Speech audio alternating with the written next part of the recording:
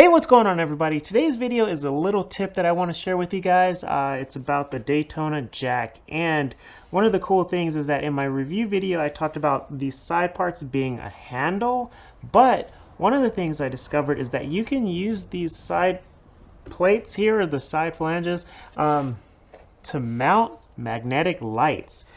And so now when you go to look for your jack point, when you're sliding the jack under the car and you're looking for the jack point, you don't have to worry about sliding a shop light under there and having it roll around and trying to get the light on it just exactly where you want.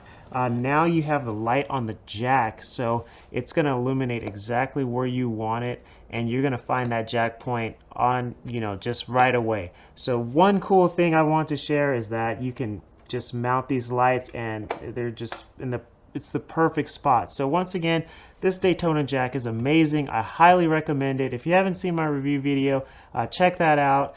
Go to Harbor Freight, check out the Jack. You won't be disappointed. All right, so until the next video, see you guys next time.